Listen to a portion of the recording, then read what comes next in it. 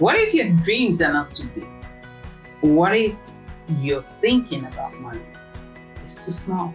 The individual's interaction with money has been shaped by so many factors. Okay. Environmental, religion. Some people have grown up with the mindset that money is evil, that people must do devilish, devious things to acquire quite a lot of money. The problem begins when that idea, if it is wrong, impregnates your deeper mind and becomes your source, foundation, your ground, your foundation for money or for wealth. Anything that moves from your conscious mind to your subconscious mind will show up on the screen of space as your reality. So the money mindset is your belief system about wealth. Where I grew up, what I was seeing around me. A mentor of mine says that environment is more important than DNA. Okay. My environment shaped my belief about wealth. Okay. You have never seen a person hold $1 million. You would never be able to hold $1 million. Thoughts are things. Wow. Every single solid object in this room came to being first by default. As a man thinks in his heart, So he is. so he is. True. And to navigate this space, all I think that we need to do is, first of all, change your thinking to change your reality. If you know that thinking positively about money regurgitates the kind of life you want to live, then you will consciously think positively about money. Absolutely. There's nothing mysterious about money. Money is a reward system. Everybody wants to be rich. I want to be rich is indicative of a mindset that I am poor. Just the right thinking, the right mindset, the right attitude to take you where you need to be, one step at a time. What if your dreams are not too big? What if your thinking about money is too small?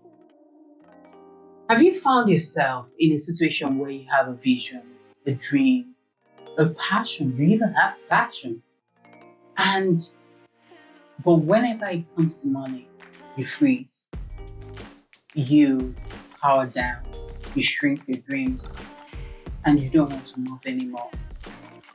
What if the money wasn't the problem? What if it's your mindset that is the problem? Today we are talking about the money mindset for a visionary thinker. And I'm not going to stay this alone. I'm not going to talk about this topic alone, because today I have someone I am very delighted to have here. He is somebody I have respected for years, an intellectual person, very sound and articulated. I've admired him, I've heard him talk for years, and it's quite an honor to have him sitting out here at the Minding You Tomorrow's podcast studio. Talking on this topic with me is somebody who is passionate about people. He loves people. He wants people to grow just like I do. And beyond people, he also works with organizations and helps them grow. This is no other person than my dearest, amiable Josh the Optimizer. Thank you, Omar. Your introduction is far too kind. It's nice to be here. It's such an honor to have you here. Long overdue. Very long overdue, and I'm glad we're doing it. Same here. And it's worth the time. It's worth the while. Yes. Let's hop into it. Yes.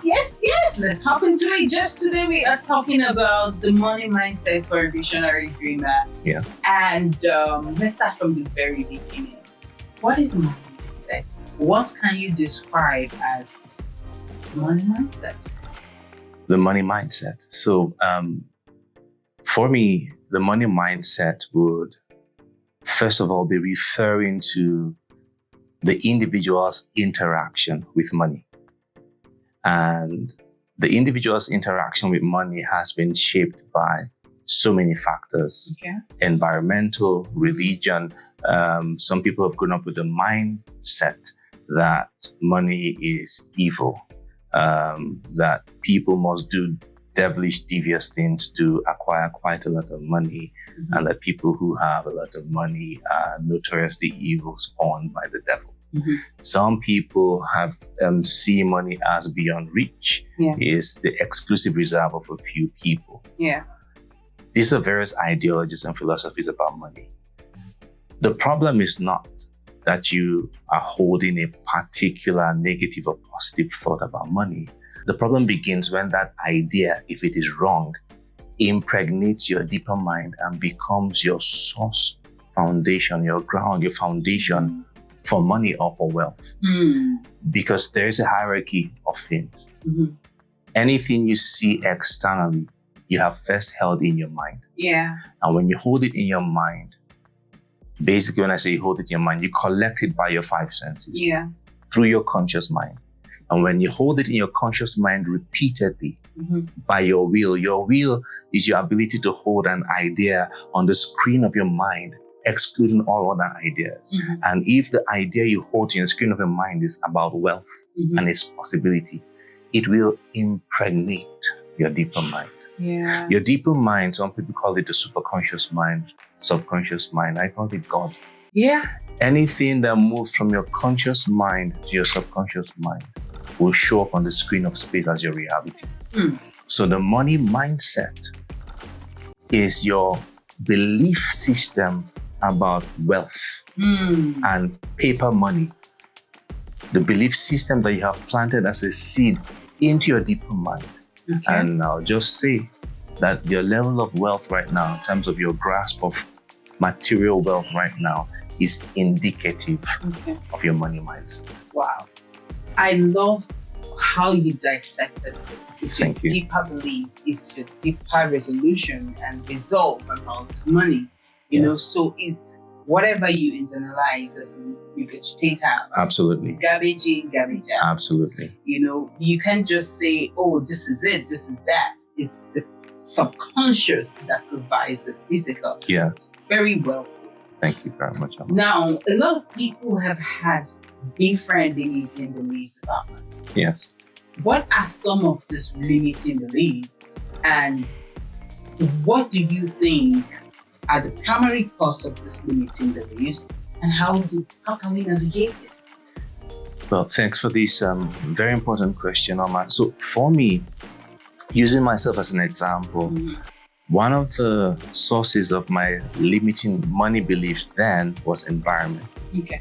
Where I grew up, what I was seeing around me. A mentor of mine says that environment is more important than DNA. My environment shaped my belief about wealth. You have never seen a person hold $1 million. You would never be able to hold $1 million. I agree.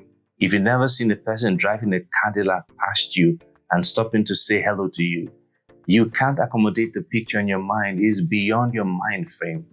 So environment is one. It's one of the boxes.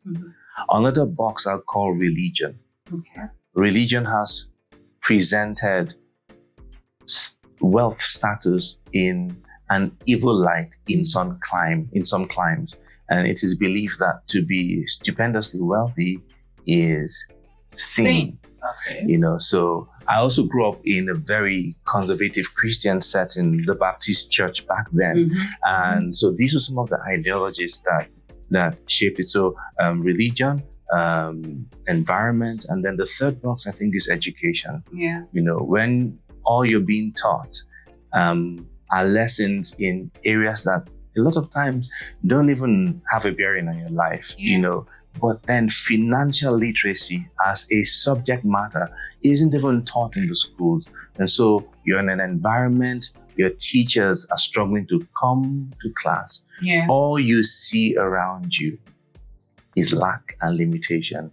And so the mindset, the mind frame, the mental side has been trained to lack and limitation. Now to the second part of the question, how to navigate this reality? Thoughts are themes. Say that again. Thoughts are themes. Wow. Every single solid object in this room came to being first by default. As a man thinks in his heart, So he is. so he is. True. And to navigate this space, all I think that we need to do is, first of all, change your thinking to change your reality. The experience you're having right now, the habitual experience of lack and limitation, is the outcome of habitual thinking and engaging mentally with lack and limitation. I feel like busting in joy. Like, I feel like dancing on one leg right now, because honestly, you can't say that enough. Thank you so much. It's a habitual. I always quote Darren Hardy a lot. Yes. The compound The effect. compound effect. It will tell you that you think by not doing something, you are doing something. Absolutely. But you're just doing what you don't want to do. Inaction is a decision. If you know that thinking positively about money will regurgitate the kind of life you want to live, then you will consciously think positively about money. Absolutely. However, you not taking positive thoughts seriously about money Yes. is making you think negatively towards an opposite. Yes. So you are doing the opposite. And by so doing, you're getting yourself where you don't want to be. Every Oh, wow. thought, every action is a decision. Yeah. The inability to think positively is a decision. I like to say that the subconscious mind, the deeper mind, is a garden. Yeah. I'll describe it as a garden because it's easier. Anything that enters a garden grows. So you can go to the backyard and you plant corn, sweet food, and will grow. Yeah. And a third of a meter away, you can plant nightshade, a deadly poison, and the same earth will grow it. Yeah. This is how the subconscious mind is structured. Yeah. Whatever you plant grows. And if you hold that thought on repeat, it becomes the reality. Talking about environment, I grew up in an environment, and I think we all did. It's common in Nigeria where there's a lot of mysticism around money. Mm-hmm. And I like to say this to my staff often, and anybody who cares to hear, there's nothing mysterious about money. Money is a reward system. Mm-hmm. Internally, there's a reward to it, and externally, there's a reward to it. Yeah. Money is a reward system. Nothing mysterious about it. Yeah. All of life isn't mysterious. Yeah. God's modus operandi is by laws. Yeah. He governs the earth by laws. If you understand the way the laws work, you understand the laws, apply the laws, you get the results. Apply the laws, you get the results. And one law around mindset, whether it's money mindset, health mindset, wealth mindset, strength mindset, overcoming trauma, all mindset is based on a law. Everything you emphasize that you either fear or revere will immediately impregnate your deeper mind and show up on the screen of space as experiences. We become what we think about. Let's let that soak in for a bit. Oh my God. I am loving this because to a large extent, a lot of us manifest the way we are. Absolutely. The way we relate with money. You know, I have had different encounters with different sets of people. Yes. Some people believe that money is a tool Mm-hmm. that goes to work for them and comes back. Mm-hmm. Other people believe they need to hold on to money, and that if they let it go, they might not get it back again. Yeah. Other people believe that money can't even come to them. You know, they don't feel worthy enough To hold money. to hold money. So while one part feels unworthy to hold money, another part feels, I want to hold on to it if not it finishes. Mhm. And if it finishes, what do I do in my life? That second category that Yes. holds on to money with the ideology that if it finishes, They don't know what to do. yeah. So mentally, the mindset that holds that opinion is a closed mindset. It's a close- And so for most of the people in that category, you would notice that it never stays. It always dries up. Yes. If you think about what we call money, we call it currency, Yeah. like from the ocean current. And once money is not in circulation, it will become just like stagnant water. It begins to smell and then dry up and generates mosquitoes and disease. Similarly, if you hoard money, what you said is that there is no source. Wow. And it's counterproductive to who you are, because from the parlance of self-awareness, what you carry within you is divinity. I like to call it universal intelligence. Yeah. The unseen technology that governs the whole earth, God. That's what is within you. And God is the source of abundance. Yeah. And to embrace the abundant nature of God, I had to remind myself that abundance is wasteful. Yes. Abundance is wasteful. Abundance is wasteful. Go to the orchards, go to the farms that have apple trees. And when they're in mango season, and it falls over the place. Abundance is wasteful. Abundance is like the ocean tide, forever going out, forever coming in. So money doesn't come to you. Money comes from you. Wealth doesn't come to you. Wealth comes from you. If we can adjust our mindset through practices of self-awareness to understand who God really is and what it means that we are His carriers. And for those of us who do not understand what it means that you carry God, without going very religious, let's just assume the source of all life. Yeah. The source of all life is God. Okay. What is the proof that you have Him? He gave you breath. What is the proof that you have breath? The source of breath is from within you. Yeah. God. He's the source of all things. And to convince yourself over and over that all the wealth that is needed is from within me. All the health that is needed. God is the self-renewing one. Yeah. God is the self-renewing one, and the self-renewing one lives within me. Yeah. God is the ever-present one, ever strong, and He is within me. God is the source of all things. He's the source of all sources, and He's within me. All I need to do at time is go into this fountain and the source within and tap into the wealth I need. And the avenue for this is the thinking. As a man thinks in his heart, so is he. I will do exceedingly abundantly, far above all you can ask or think. And that is a higher faculty. Oh my God. I feel like I need to give you double mic. Because this is so profound. And a lot of people are not saying this. And to be honest with you, the money mindset is crippling a lot of people. Yes. Especially in our generation. Yeah. You know, and then in the generations below us, yes, and all that. And then you see people not know what to do with the idea of money. Yes. Everybody wants to be rich. Everybody wants to be rich now. Yes.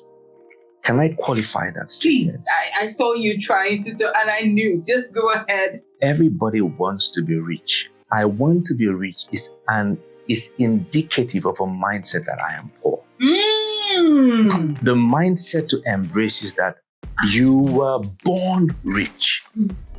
All the resources in the world exist within God. And I'll quote the Bible. It says, the kingdom of God is within you, even in thine heart. Yeah. All of God, all His resources, in every moment of time.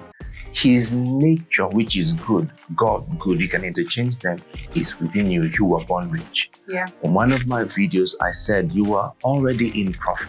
Yeah. The first thing I said to a crowd of people this year, and I had the privilege of speaking to the good people at Skywise, is 2025 was a good year. Yeah. Because God says He sees the end from the beginning. And it still boils down to mindset. What is the end of every interaction? The end of every interaction is a feeling. So the feeling is the secret. Yeah. A lot of people who exist in poverty, if you map their feelings in dozens they're sad and down. Yeah.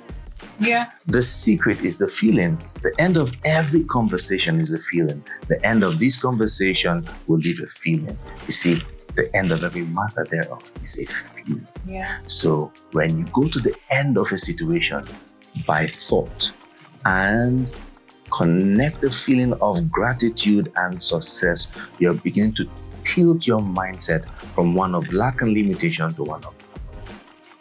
And in this mix is the way to navigate out of a negative money mindset. Yes. One last thing before we wrap up, because I swear, let me not swear. This topic looks like we should have part 1, part 2, part 3, part 4, part 5. Like, it feels like it shouldn't end. It's worth it. But one last thing before I let you go. Yes. Is some people have vision. Yes. Like you mentioned. Yes. They have dreams. They have enough passion. Yes. But money mindset is people like that. Yes. How would you tell them to navigate their vision and money? Fantastic.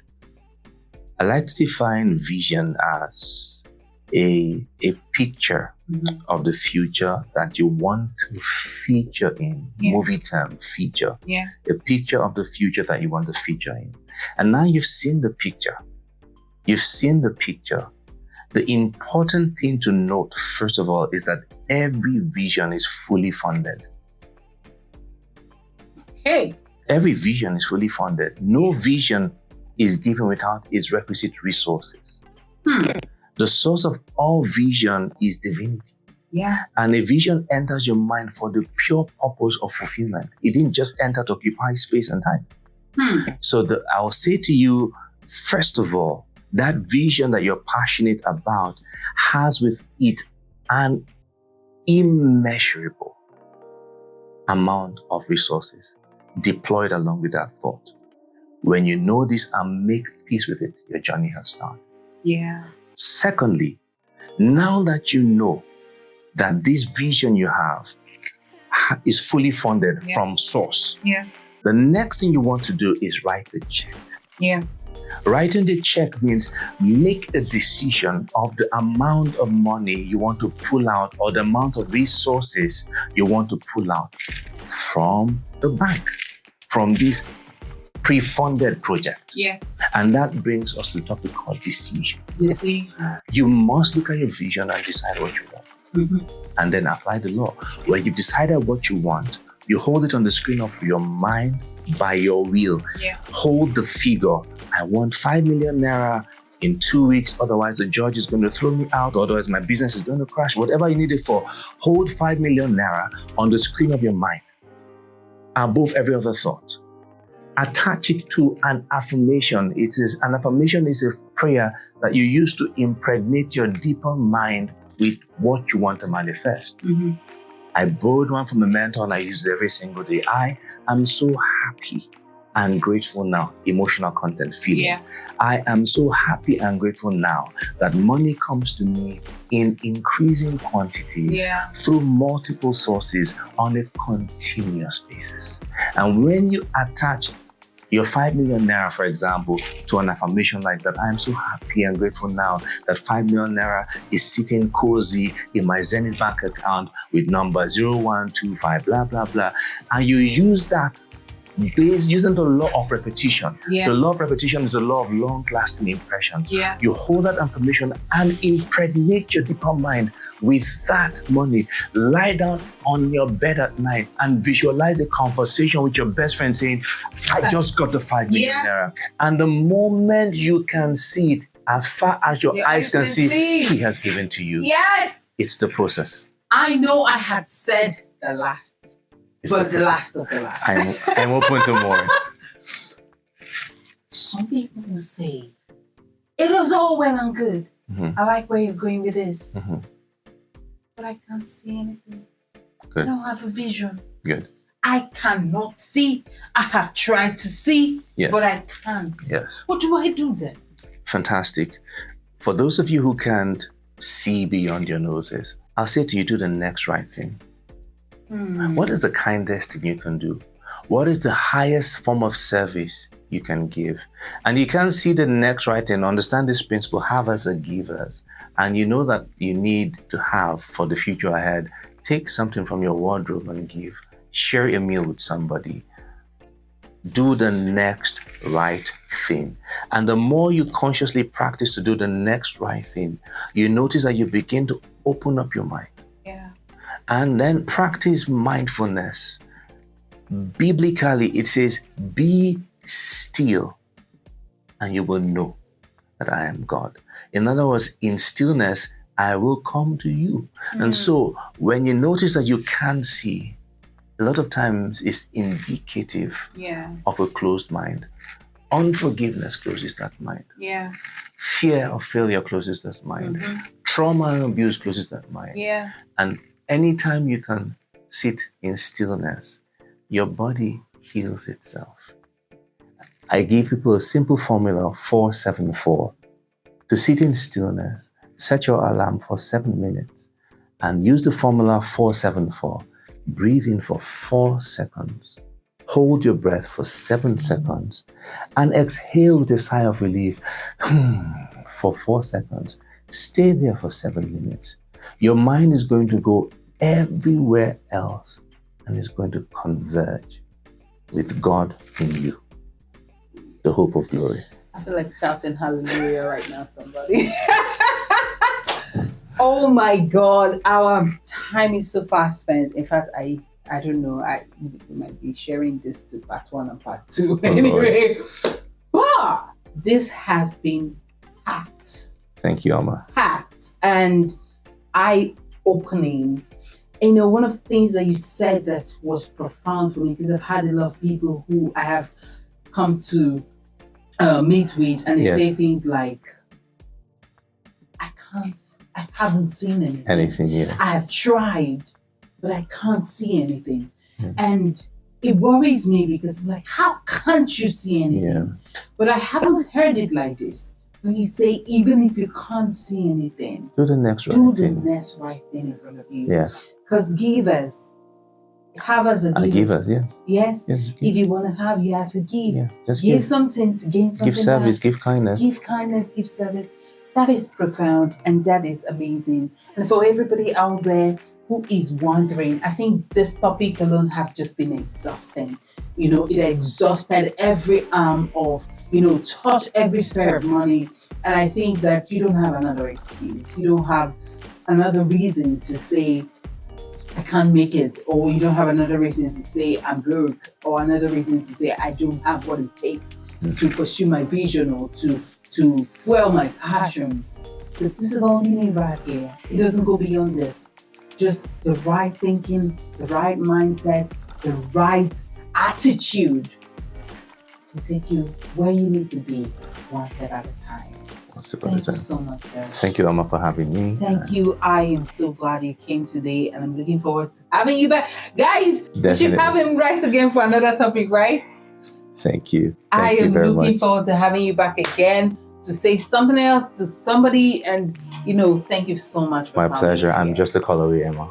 Just call me and I'll be here. Thank you so much. You're welcome. That's all we can take today on Minding Your Tomorrow. It is still your favorite girl, Chioma Ezani, aka Oma. I am a filmmaker and a life coach, and I am here to hold your hands through Minding Your Tomorrow to your favorite destination. Until next time, I say peace out.